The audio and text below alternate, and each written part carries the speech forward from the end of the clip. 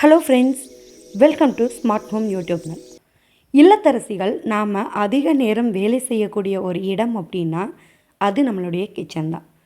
சமைக்கணும், பாத்திரம் கழுவணும், மளிகை பொருட்களை அரேஞ்ச் பண்ணி எடுத்து வைக்கணும், ஆர்கனைஸ் பண்ணணும், இப்படி பல வேலைகள் நம்மளுக்கு அங்கே இருந்துக்கிட்டே தான் இருக்கும். நாம் ஒர்க் பண்ணக்கூடிய இடத்த நல்ல ஃப்ரெஷ் அண்ட் க்ளீனாக வச்சுக்கிட்டாவே நமக்கு வேலை செய்கிற அலுப்பு அப்படிங்கிறது தெரியாது. இந்த சின்ன சின்ன டிப்ஸை ஃபாலோ பண்ணாவே நாம் நம்மளுடைய கிச்சனை எப்போவுமே நீட்டாகவும் க்ளீனாகவும் வச்சுக்க முடியும். ஸோ வாங்க ஒன் பை ஒன்னாக நம்ம என்னென்னு பார்க்கலாம். டிப் நம்பர் 1, உங்களுடைய கிச்சனில் இந்த மாதிரி சின்ன சின்ன டெக்கரேஷனை அடிக்கடி செஞ்சு வைங்க. இப்போ ஒரு எம்டி பவுல் எடுத்துக்கலாம். அதில் நார்மலான ஒரு வாட்டர் ஃபில் பண்ணிக்கோங்க. அதில் உங்களுக்கிட்ட இருக்கக்கூடிய பூக்களால் அந்த தண்ணி முழுவதும் அலங்கரித்து வச்சுக்கோங்க.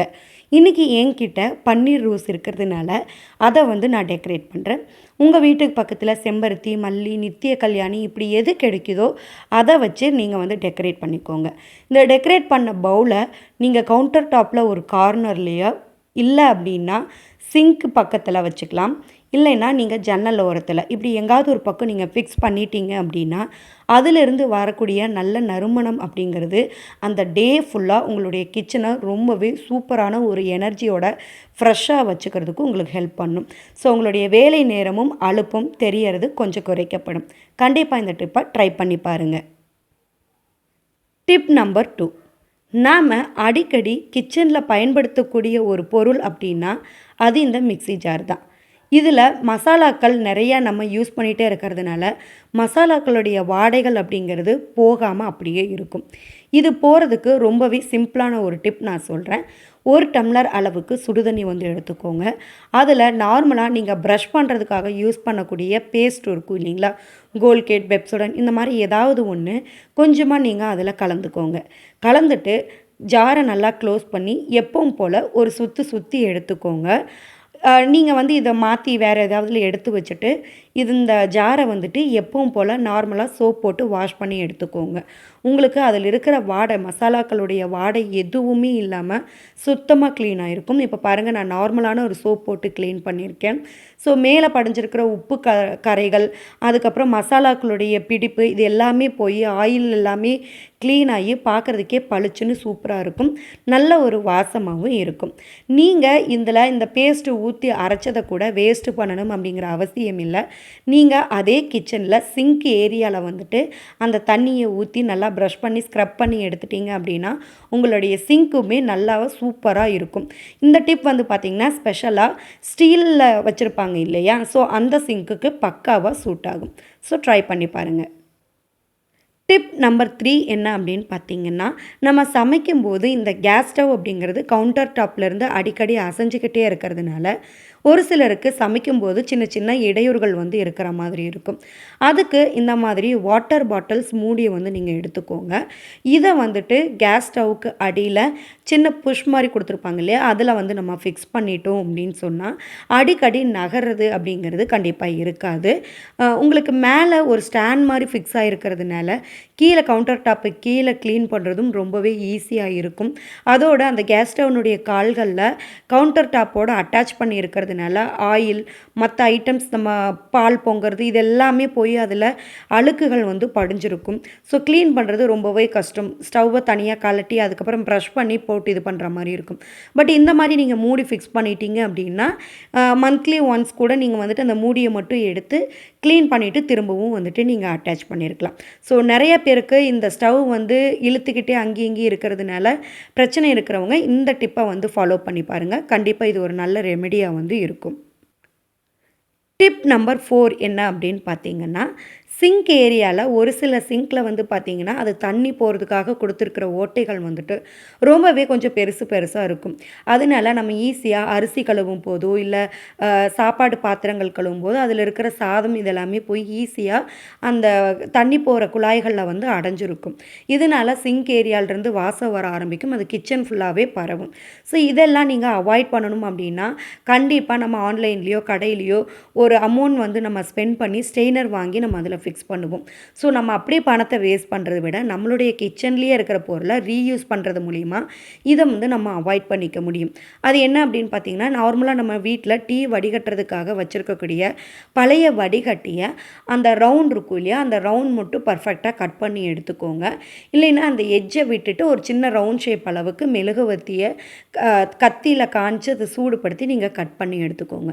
அந்த கட் பண்ணினதை உங்களுடைய சிங்க் ஏரியாவில் நீங்கள் வச்சுட்டீங்க அப்படின்னா நார்மலாக நம்ம ஊற்றக்கூடிய எல்லா வேஸ்ட்டுமே அதில் ஸ்டோர் ஆகிக்கும். தண்ணி மட்டுமே ஸ்ட்ரெயின் பண்ணி கீழே போயிடும். ஸோ அதை நீங்கள் ஈஸியாக எடுத்துகிட்டு டஸ்ட்பினில் கொட்டிட்டு அதை வாஷ் பண்ணிவிட்டு மறுபடியும் யூஸ் பண்ண ஆரம்பிச்சிடலாம். ஸோ இந்த டிப்பும் உங்களுக்கு யூஸ்ஃபுல்லாக இருந்திருக்கும்னு நம்புகிறேன். டிப் நம்பர் 5 என்ன அப்படின்னு பார்த்தீங்கன்னா, நம்ம இந்த லெமன் வாங்கின உடனே இது ரொம்ப நாள் வரணும் அப்படின்னு சொல்லிட்டு நியூஸ் பேப்பர் வாட்டரில் ஒரு பவுலில் போட்டு வைக்கிறது, இந்த மாதிரி நிறையா மெத்தடில் நம்ம ஸ்டோர் பண்ணுவோம். இன்னொரு மெத்தட்லேயுமே நம்ம ஸ்டோர் பண்ணுறது மூலிமா இது ரொம்ப நாள் வரும். அது எப்படி அப்படின்னு பார்த்தீங்கன்னா, நம்ம குக்கிங்காக யூஸ் பண்ணக்கூடிய ஆயில் இருக்குது இல்லையா, அதில் ஒரு ட்ராப் அளவுக்கு எடுத்துகிட்டு லெமன் ஃபுல்லாக வந்துட்டு நீங்கள் தொடச்சிட்டு நீங்கள் எப்பவும் போல் நீங்கள் ஃப்ரிட்ஜில் ஸ்டோர் பண்ணிட்டீங்க அப்படின்னாவே அது நீண்ட நாளுக்கு ரொம்பவே ஃப்ரெஷ்ஷாக இருக்கும். டிப் நம்பர் 6, கிச்சனில் ஸ்பேஸ் சேவிங்க்கான ஒரு பொருள் அப்படின்னா அது இந்த அஞ்சரை பெட்டி தான். ஆனால் காலையில் டைமில் அவசர சமையல் செய்கிறவங்களுக்கு இது க்ளீன் பண்ணுறது அப்படிங்கிறது கொஞ்சமே கஷ்டமான விஷயம். ஏன்னா நம்ம அறக்க பறக்க செய்கிறதுல அதில் கடுகு ஜீரகம் அப்படின்னு அந்த பாக்ஸில் எல்லாமே ஒன்றா கலந்து செஞ்சு இருக்கும். ஒவ்வொரு டைமுமே நம்ம அதை எடுத்து பாக்ஸ் எல்லாம் கீழே வச்சுட்டு க்ளீன் பண்ணுற மாதிரி இருக்கும். பத்தாததுக்கு ஆயில் வேறு நம்மளுக்கு அதில் கரை ஃபுல்லாக அது படிஞ்சிருக்கும். இதை வந்து ஈஸியாக க்ளீன் பண்ணுறதுக்காக இந்த டிப்பை வந்து ஃபாலோ பண்ணி பாருங்கள். நாம் ட்ரெஸ் பர்ச்சேஸ் பண்ணுறதுக்காக கடைக்கு போகிறப்போ துணி போட்டு ஒரு சின்ன கவர் பேகு மாதிரி இருக்கும் இல்லைங்களா, ஸோ அந்த பிளாஸ்டிக் பேகை வந்துட்டு உங்களுடைய அஞ்சரை பெட்டியினுடைய சைஸ் அளவுக்கு ரவுண்ட் ஷேப்பில் கட் பண்ணி எடுத்துக்கோங்க. அதை கட் பண்ணிவிட்டு அந்த பாக்ஸில் கீழே ப்ளேஸ் பண்ணிவிட்டு அதுக்கு மேலே இந்த குட்டி குட்டி பாக்ஸஸ் எல்லாமே வச்சு நீங்கள் அரேஞ்ச் பண்ணிட்டீங்க அப்படின்னா நீங்கள் எவ்வளோ அவசரத்தில் என்ன வேணாலும் நீங்கள் உள்ளே சிந்தி இருந்தாலுமே நம்ம அதை அப்படியே சுருட்டி எடுத்து கீழே டஸ்ட்பினில் போடுறதுக்கு ஈஸியாக இருக்கும். செகண்டரி இதில் என்ன பெனிஃபிட் அப்படின்னா, நியூஸ் பேப்பர் நம்ம நிறைய பேர் போடுறோம். ஸோ அப்படி போடும்போது அதில் நிறைய கரைப்பட்டுருச்சு அப்படின்னா தூக்கி போடுற மாதிரி இருக்கும். இந்த பிளாஸ்டிக் பேக் வந்து யூஸ் பண்ணும்போது நீங்கள் அதை வாஷ் பண்ணிவிட்டு ரீயூஸும் நீங்கள் பண்ணிக்கலாம். ரெண்டாவது, இதில் குட்டி குட்டியான டிசைன்ஸ் நிறையா இருக்கிறதுனால பார்க்குறதுக்கே ரொம்ப அழகாக இருக்கும். அது பேக் அப்படின்னு சொன்னால் கூட நம்புகிற மாதிரி இருக்காது. ஒரு டிசைனர் ஒரு ஷீட் மாதிரி தான் இருக்கும். டிப் நம்பர் 7, நம்மளுக்கு தம் பிரியாணியுடைய டேஸ்ட்டே ரொம்பவே சூப்பராக இருக்கும். ஆனால் இந்த மாதிரி நம்மளுக்கு டைம் ஸ்பெண்ட் பண்ணி பண்ணுறது அப்படிங்கிறது கொஞ்சம் ரிஸ்க்கு. ஏதாவது ஒரு ஸ்பெஷல் டேஸ், லீவ் டேஸில் தான் இதையெல்லாம் நம்ம ட்ரை பண்ணி பார்ப்போம். மற்றபடிக்கு நம்மளுடைய அவசர சமையல்னால நேரத்தை மிச்சப்படுத்துறதுக்காக குக்கரில் தான் இன்றைக்கி பெரும்பாலும் செஞ்சிட்ருக்கோம். ஸோ குக்கரில் செய்கிற பிரியாணியே தம் பிரியாணி டேஸ்ட்டுக்கு வரணும் அப்படின்னா இந்த டிப்பை வந்து ஃபாலோ பண்ணுங்கள். நீங்கள் எப்பவும் போல் வெங்காயம் தக்காளி எல்லா மசாலாக்களும் ஊற்றி சிக்கன் நல்லா குக் பண்ணதுக்கப்புறம் அளவு தண்ணி வைப்போம் இல்லையா, அந்த அளவு தண்ணியை நல்லா கொதித்து வர்ற அளவுக்கு கொதி விட்டுருங்க. அதுக்கப்புறமா அரிசி போட்டு மிக்ஸ் பண்ணுங்கள். அரிசி போட்டதுக்கு அப்புறமும் ஒரு கொதி வர்ற அளவுக்கு விட்டுட்டு அதுக்கப்புறமா நீங்கள் மூடி போட்டு விசில் போட்டு எடுத்தீங்க அப்படின்னா ஒரு குக்கர்லேயே தம் ஸ்டைலில் ஒரு பிரியாணி பக்காவாக ரெடி ஆயிரும். சப்பாத்தி பண்ணும்போது சப்பாத்தி ரொம்பவே சாஃப்டாக இருக்கிறதுக்கும் ரொம்ப நேரம் வந்து சூடாக இருக்கிறதுக்கும் அதோட கூடவே உங்களுடைய கவுண்டர் டாப் வந்து ரொம்பவே க்ளீனாக இருக்கிறதுக்கும் நான் சொல்லக்கூடிய இந்த 4 டிப்பை வந்துட்டு ஃபாலோ பண்ணுங்கள். டிப் நம்பர் 1 என்ன அப்படின்னு பார்த்தீங்கன்னா, நம்ம நார்மலாக ஆயில் வாங்குகிற பேக் இருக்கும் இல்லையா, ஆயில் பவுச்சு, அந்த பவுச்சில் வந்துட்டு நீங்கள் பெரட்டி வச்சுருக்கிற சப்பாத்தி மாவை ஒரு 5லேருந்து ஒரு 10 நிமிஷம் வரைக்கும் போட்டுட்டு அதை அப்படியே லைட்டாக வந்து விட்டுருங்க, ஒரு இடத்துல விட்டுருங்க. ஸோ அது ஒரு 5 மினிட்ஸ் ஆனதுக்கு அப்புறமா திரும்ப அதை எடுத்து நல்லா கையில் ஒரு டைம் பிசைஞ்சு கொடுத்துட்டு அதுக்கப்புறமா ஒரு பாத்திரத்தில் அந்த பேகை ரிமூவ் பண்ணிவிட்டு வெறும் ஒரு பாத்திரத்தில் போட்டுட்டு மேலே வந்துட்டு ஒரு ஈர துணி வந்து காட்டன் துணி வந்து போட்டு வச்சுருங்க. அதை சுற்றி ஒரு 10 நிமிஷம் 15 நிமிஷம் அதை அப்படியே விட்டுருங்க. டைம் இருக்குது அப்படின்னா நீங்கள் ஒரு 1/2 hour வரைக்குமே கூட அதை வைக்கலாம். அதுக்கப்புறமா நீங்கள் எப்பவும் போல் சப்பாத்தி பெரட்ட ஆரம்பிச்சிங்க அப்படின்னா அந்த சப்பாத்தி ரொம்பவே சாஃப்டாக வந்து வரும். ஸோ செகண்ட் டிப் என்ன அப்படின்னு பார்த்தீங்கன்னா, மாவு நம்ம சப்பாத்தி பெரட்டுறதுக்காக மேலே பொடி மாவு வந்து நம்ம தூவி வந்து நம்ம பெரட்டுவோம். அது வந்து நார்மலா நம்ம ஒரு பிளேட்டில கொட்டி நம்ம அத வந்து பெரட்டிட்டு அது மீதி ஆயிரும். ஸோ அத வந்து நம்ம என்ன பண்ணுவோம்னா, ஆல்ரெடி நம்ம அரைச்சு வச்சிருக்கிற அந்த மாவுலயோ, இல்லைன்னா பேக்கெட் மாவுலயோ நம்ம அப்படியே போட்டு வச்சுருவோம். ஸோ அப்படி நம்ம பண்ணுறதுனால அதில ஈரப்பதம் ஏதாவது இருந்தது அப்படின்னா, பூச்சிகள் வர்றதுக்கு வாய்ப்புகள் இருக்கு.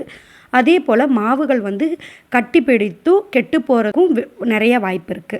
ஸோ அந்த மாதிரி நம்ம பண்ணாம, நம்ம மாவு பெரட்டுன அந்த பொடி மாவ மட்டும் தனியா ஒரு பாக்ஸ்ல நம்ம ஸ்டோர் பண்ணி வச்சுட்டோம் அப்படின்னு சொன்னா, நம்ம 2வது ஒரு தடவை எப்போவாவது நம்ம சப்பாத்தி செய்யும்போது அந்த மாவ நம்ம யூஸ் பண்ணிக்கலாம். ஸோ மத்த மாவுகளும் கட்டி பிடிக்கிறது, பூச்சி வர்றது இது எல்லாத்தையுமே அவாய்ட் பண்ணிக்கிறதுக்கு நம்மனால முடியும். நாம சுட்டு வச்சிருக்கிற சப்பாத்திகள் எல்லாமே ரொம்ப நேரம் சூடாவும், மிருதுவாவும் அதாவது சாஃப்ட்டாவும் இருக்கிறதுக்கான ஒரு டிப் தான் பார்க்க போறோம். ஸோ 3 டிப் என்ன அப்படின்னு பார்த்தீங்கன்னா, நீங்க இது சூடா, மிருதுவா, சாஃப்ட்டா இருக்கிறதுக்கு நீங்க அந்த ஹாட் பாக்ஸ் அந்த மாரிலாம் யூஸ் பண்ணணும் அப்படிங்கிறதே கிடையாது. நார்மலான ஒரு சில்வர் பாத்திரத்தில அந்த சப்பாத்திகள் எல்லாத்தையுமே போட்டுட்டு, மேல ஒரு ஈர துணி இருக்கு இல்லைங்களா? அத வந்து நீங்க எடுத்து மூடி வச்சுட்டு, அதுக்கு மேல ஒரு தட்டு நார்மலான ஒரு தட்டு போட்டு மூடி வச்சுட்டீங்க அப்படின்னாவே, நம்ம சப்பாத்தி சுட்டதுலேருந்து 1/2 அன் ஹவர் வரைக்குமே அந்த சூடு வந்துட்டு உங்களுக்கு ஆறாம அப்படியே இருக்கும். அதோட கூட சப்பாத்தி ரொம்பவே நம்மளுக்கு சாஃப்ட்டா இருக்கும். ஸோ டிப் நம்பர் 4 என்ன அப்படின்னு பார்த்தீங்கன்னா, நம்ம அந்த சப்பாத்திய நம்ம பெரட்டுறதுக்காக அந்த பொடி மாவு நான் முதல்லயே சொன்ன மாரி நம்ம பெரட்டி எடுத்து வைப்போம் இல்லையா? அதுக்கு நம்ம கவுண்டர் டாப்லயோ, இல்ல அப்படின்னா சப்பாத்தி கட்டையிலயோ நம்ம போடும்போது, கையில எடுத்து தூவும்போது, நெறையா நம்மளுக்கு வந்துட்டு சிந்தும். கீழ நெறையா கிளீன் பண்ற மாரி ஆயிரும். ஸோ நீங்க அதுக்கு பதிலா இந்த மாரி ஒரு பெருங்காய பாக்ஸோ, இல்ல அப்படின்னா இந்த மாரி சின்ன ஒரு வாட்டர் பாட்டிலோ நீங்க எடுத்துட்டு, அந்த வாட்டர் பாட்டில் மூடியில சின்ன சின்னதா ஒரு ஹோல்ஸ் வந்து போட்டுக்கோங்க. அதுக்குள்ள இந்த கோதுமை மாவ நீங்க ஃபில் பண்ணி, நீங்க அதில அப்படியே கொட்ட ஆரம்பிச்சீங்க அப்படின்னா, கரெக்ட்டா கம்மியான அளவு மட்டுமே நம்மளுக்கு மாவுகள் வந்து விழுகும். அதிகமா சமையலறை முழுவதுமே உங்களுக்கு அழுக்கு படியிறது, இந்த மாவு ஏகமா படுறது, அது எல்லாமே நம்மனால அவாய்ட் பண்ணிக்க முடியும். இதே மாதிரி சின்ன குட்டியான ஒரு நெய் பாக்ஸ் இருந்தா கூட நீங்க அதில வந்துட்டு நீங்க ஃபில் பண்ணி நீங்க வந்து சப்பாத்தி பெரட்டுறதுக்கு ஆரம்பிக்கலாம். இது உங்களுடைய வேலைய வந்துட்டு எளிமையாக்குறதுக்கு உதவி செய்யும். அண்ட் நெக்ஸ்ட் வீடியோ நம்ம எத பத்தி பார்க்க போறோம் அப்படின்னா, எலுமிச்சம்பழம் தோல் இருக்கு இல்லைங்களா? அது வேஸ்ட்டா நம்ம குப்பையில போடுறதுல இருந்து, நம்மளுடைய கிச்சன எந்த அளவுக்கு டெக்கரேட் பண்ணிக்க முடியும், அண்ட் எந்த அளவுக்கு ஒரு கிளீனிங் பர்ப்பஸ்க்கு நம்ம யூஸ் பண்ண முடியும் அப்படிங்கிற வீடியோ தான் நான் உங்ககிட்ட ஷேர் பண்ணிக்க போறேன். ஸோ தொடர்ந்து கனெக்ட்ல இருங்க. ஸோ அவ்வளோதான் ஃப்ரெண்ட்ஸ். நான் மேலே சொன்ன இந்த டிப் எல்லாமே கண்டிப்பாக உங்களுடைய கிச்சனில் வந்து நீங்கள் யூஸ் பண்ணி பாருங்கள். கண்டிப்பாக ரொம்பவே நீட்டாகவும் க்ளீனாகவும் இருக்கும். நான் ஷேர் பண்ண இருக்கிற இந்த வீடியோவில் ஏதாவது ஒரு டிப்பாவது உங்களுக்கு யூஸ்ஃபுல்லாக இருந்திருக்கும்னு நான் நம்புகிறேன். ஸோ மறக்காமல் உங்களுடைய வேல்யூபிள் கமெண்ட்டை வந்து கமெண்ட் செக்ஷனில் பின் பண்ணுங்கள்.